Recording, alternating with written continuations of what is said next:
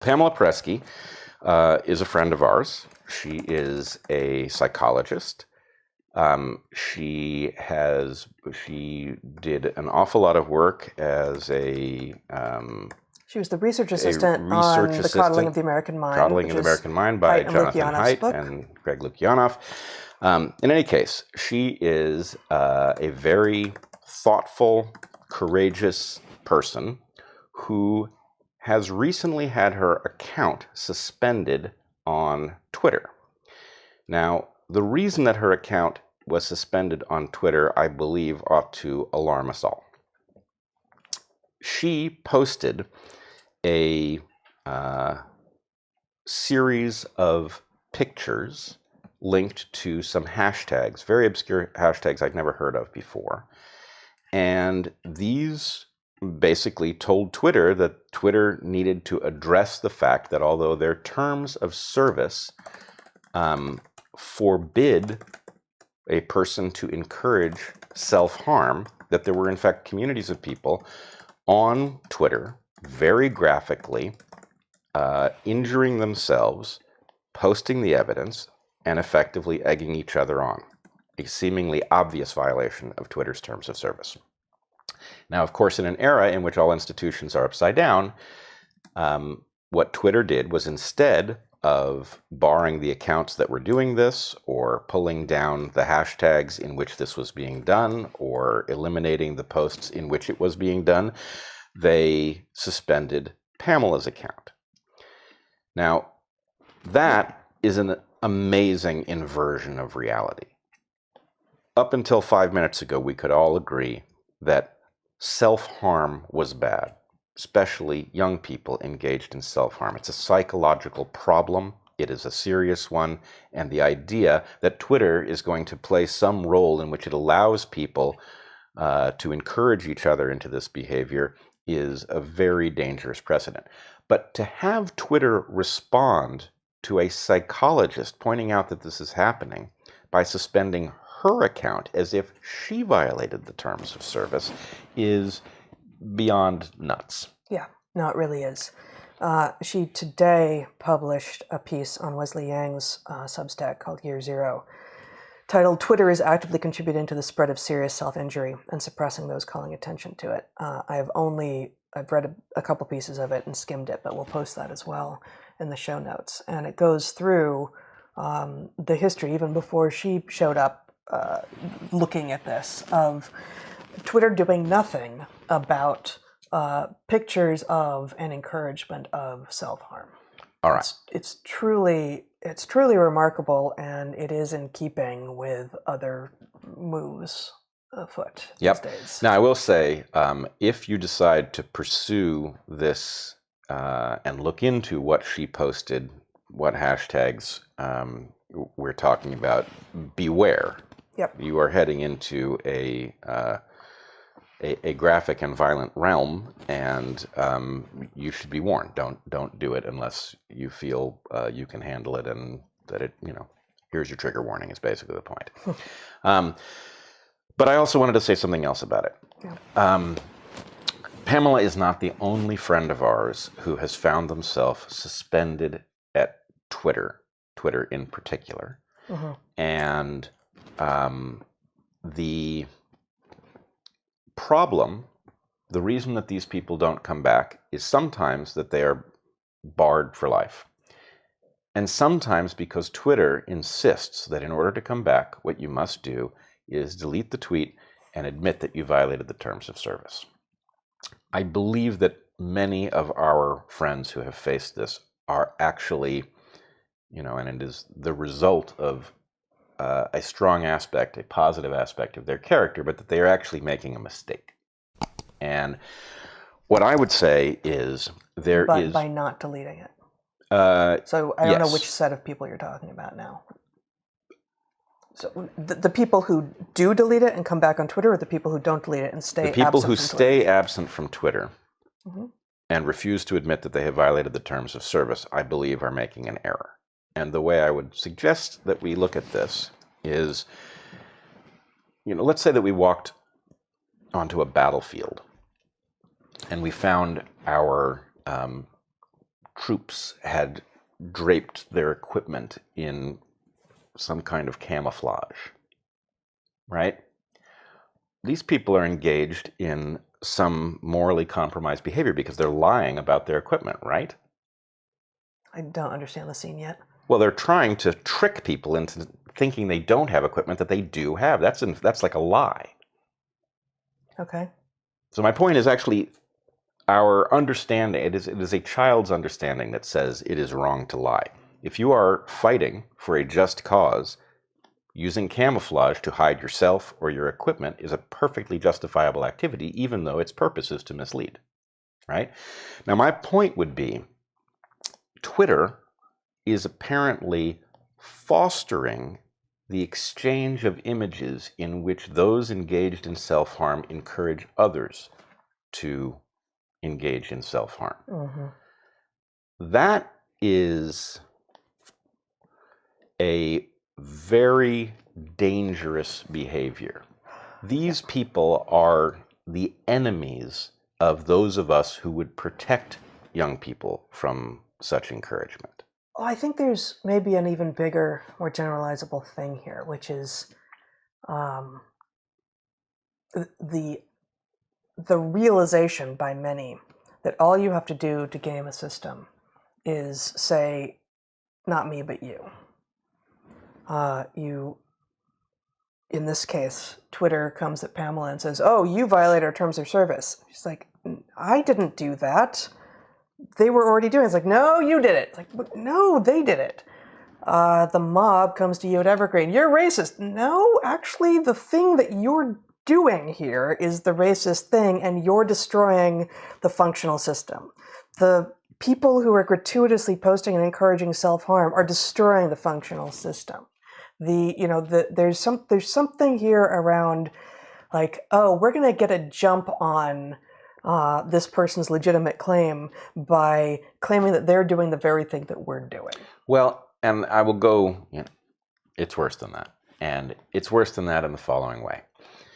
The world is actually measurably safer with Pamela Paresky minding the space. Yeah, right? For sure. This is a very honorable, careful, thoroughly educated person who... compassionate, somebody who... I'm not even sure I know what her politics are. She's very even-handed, right? So this is a force for good. This is a force for good that in one instant gets tossed off of Twitter and can't come back because it would involve a lie. But my point is, that lie is like fighting the Nazis and using camouflage to do it. It's not a lie. Well, but the lie comes with, I think as you said, you know this better than I do, but I think it's not just a lie, it's an admission of guilt. Yeah, but my point an admission of guilt feels like a lie that has more weight than some lies. Right. My point is, it's a bad thing to admit that you committed some crime that you didn't commit. However, Twitter is not a court of law, right? It is not in the business, or at least it's not supposed to be. Well, sure. But my basic point is lying to authoritarians who are involved in upending the functional aspects of our system is not a moral compromise. Lying to them on any topic. And so what I would advocate is that for those who are actually trying to make the world better, if those who are trying to make the world worse, whatever their reasons are, decide to target you, right, and use your own integrity to get you to remove yourself from the game, don't let them. Don't let them, right?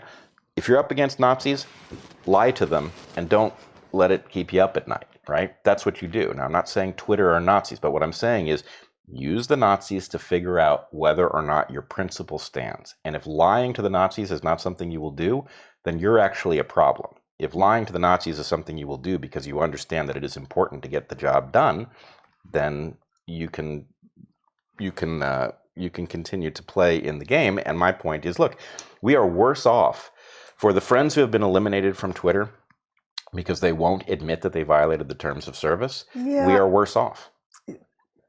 Certainly we are worse off for having lost some of these people. I guess there's a hidden component that is precisely hidden. We can't know what the effect is, which is that having said to Twitter, yes, I violated your terms of service, when you know very well that you did not, you don't know what kind of file is being kept. You don't know how that will be used against you. Right. So then, if it were me, Yeah. and it surely will be at some point, right? I mean, I've faced enough of these close calls. I've been thrown off of Facebook and then restored when it became obvious that I hadn't done anything and couldn't have done anything. Yeah. But if it were me, if they sent me that thing and said, admit that you violated the terms of service, I would make the minimal admission, and then next tweet would be, I just lied to Twitter. Twitter is not an official entity. It is not the arbiter of good. It is not a judge of whether or not you have committed a crime. At best, it is an arbiter of whether you have violated its terms of service, and obviously it is doing that in a malicious and incompetent way. This is all true. The game theory will be different for you than for someone with, an or more than one order of magnitude fewer followers and no blue check mark. Well, right. But I guess my point would be what we have to do, and we are doing it right now, is pointing out that this is not a simple matter of, hey, I'm not going to admit something I didn't do. Twitter has all the cards, right? So you are playing against somebody who has all the cards. What are you entitled to do, right? You are not under oath, right? You are admitting on a platform something, and you are free to say, here's why I did that, because the elimination of me from that platform actually makes the world more dangerous. So I'm coming back, and here's how I'm doing it. But you recognize that it's conversations like this that explains our Wikipedia entries. No. I mean, go ahead. It's a joke. Oh. Like this is exactly why they hate us, right? This is exactly why, because we say actually no clothes, dude, they're emperor, no clothes, and they don't like that, and we somehow we snuck up on them, and so it's hard to get rid of us now. Whereas it will be easier to get rid of Pamela and some of the other people whom you are referring to without naming them, because they don't have the platform that we do. I agree, but so they're going at us by demonetizing us and by shadow banning and by writing slanderous things on Wikipedia and all these other ways. And the fact is, sorry guys, we still get so many people contacting us saying, thank you, keep going, I'm in such and such a situation and I can't speak up here, but I can share what you do with these people, and this is how we build reality and truth and honor back. This is how we do it. This is how we do it. But realize who you're up against, what their actual authority is. And I guess the point is, to the extent that Twitter's actual authority only extends as far as Twitter, and what they've done is thrown you off Twitter, lying to Twitter, right? The point is, you want to be back in the environment where people are talking. I guess if the extent is really just Twitter, if the Twitter universe is entirely self-contained, and they've said you can't come back until you do X, then the costs are completely within Twitter. But that all of that rests on the assumption, which is that the Twitter universe is self-contained. Well, I mean, it's not self-contained. The fascism is alive and well. Twitter is, maybe even acting under duress from the executive branch. We've certainly seen the executive branch pressuring platforms to get rid of certain voices that it finds inconvenient, which is an obvious violation of the First Amendment, of course. Yep. But nonetheless, the point is, yes, they have a lot of power because Twitter is a place that matters. To the extent that we rob them of this weapon, we actually make that place better, right? Mm-hmm. We keep the place one of diverse perspectives, and I think it is incumbent on us to do it. Now, I would point out there are more artful ways of navigating this particular conundrum. And I would point again to John Campbell. Not on Twitter, but on YouTube. Dr. John Campbell. Yes, Dr. John Campbell. It's confusing. He is a doctor. I think he professionally was a nurse. But in any case, he has an excellent YouTube channel in which he explores the various ins and outs of research on COVID and its various treatments. He's done an excellent job, and he's extremely careful, and his analyses are excellent. What he has taken to doing, and this may not be his most recent video, but it's in the last several of them, was he points out the evidence that suggests that there is a major problem with, for example, the acknowledgement, the gaffe in which the Pfizer executive admitted in the European Parliament that Pfizer did not have evidence that transmission was blocked by their so-called vaccine. But they were moving at the speed of science. They were moving at the speed of science. And John Campbell lets his emotions show, and he becomes angry in this video. And he says, I do not know what those words mean, and I have been studying science since I was 18 years old. Right? This is nonsense.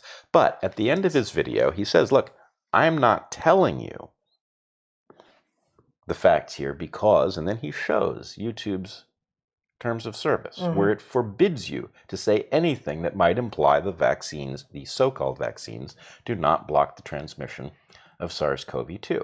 So the point is, for you. YouTube currently forbids you from saying something that was admitted by a Pfizer executive in the European Parliament, right? That's how glaring these contradictions are. So anyway, my point is, look, Pamela hit some tripwire and got tossed off of Twitter and can only come back if she will admit to Twitter that she violated their terms of service, which she didn't, and was the entire accusation rests on the fact that the people Twitter is not doing anything about are violating Twitter's terms of service, right? If all she did is broadcast said, hey, why is this going on Twitter? Then the point is, well, if she violated the terms of service, then all of the people that she's pointing to did too, and Twitter is not acting against them. So, point being, they don't deserve this weapon, and we are making a strategic error if we allow that weapon to have all of this power, right? It's like somebody has illegitimately pointed some rifle at you, right? That's a powerful weapon. It is not a moral compromise to grab that rifle and pull it forward. And that's what I'm suggesting that we do, right? Take this weapon from them and remove its power by simply recognizing that there is no moral compromise in lying to Twitter about whether you violated its terms of service in order to get back into the discussion that takes place on Twitter.